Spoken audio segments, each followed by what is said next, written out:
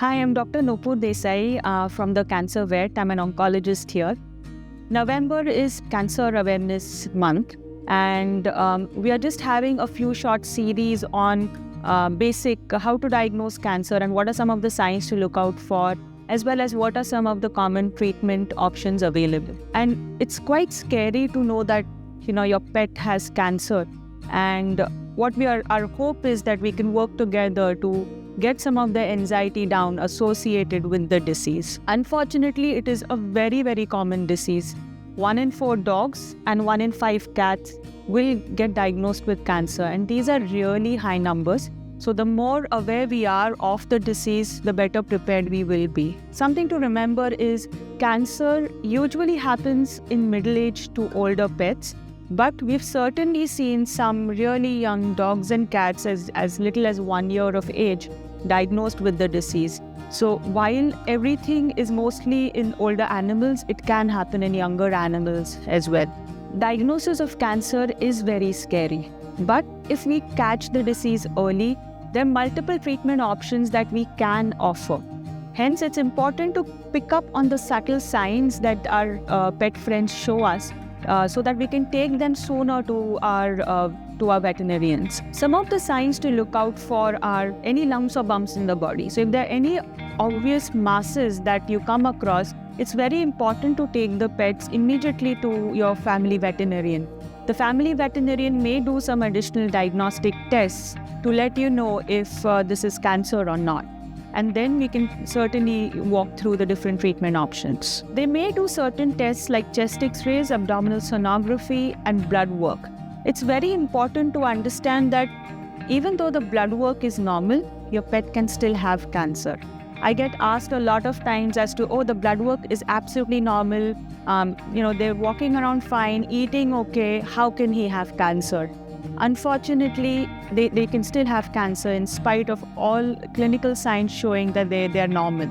So if you find a lump on the body, please definitely take them to your family veterinarian. The second sign may be just disinterested in food. So sometimes they may not want to eat. It can be something as easy as just change in behavior. If this is a chronic problem, if this is a long-term problem, it is important for you to get them checked.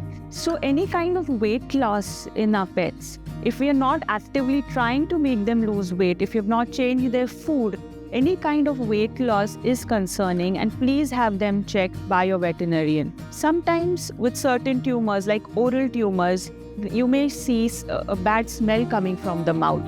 You may see drops of blood on the floor, or again, reluctance to eat. In that case as well, a good oral exam becomes very important. If they are having issues passing urine or passing stool, this may be something like just a urinary tract infection or just constipation. But again, if it's a long-term problem, this needs to be checked out because they could have something like bladder tumors or a rectal cancer or perianal cancer. Similarly, any persistent coughing that's not going away with usual medications needs to be addressed. Again, doing chest x-rays and doing further diagnostics will be important.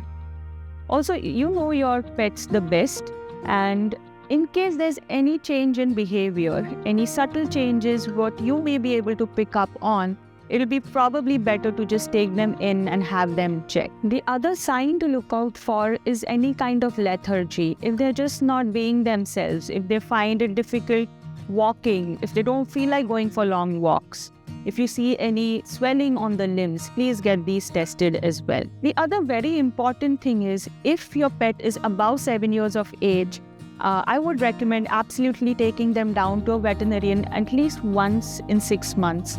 Maybe do chest x-rays, get blood work done, have your veterinarian check them out so that in case they're showing any early signs of cancer, we can get on treating them sooner. The sooner we initiate treatment, the better is the outcome. There are more treatment options that we can offer. Hence, it's very important to diagnose these sooner. So, in short, the earlier you catch cancer, the better it is, the better prognosis we can give you, the more treatment options your oncologist can offer. In the next video, we'll talk about what steps can be taken in case you have a lump or bump that you find on your pet, or what steps can be taken to diagnose cancer, and then we'll talk about the different treatment options available. So until next time, take care of your furry friends, and we'll talk to you soon.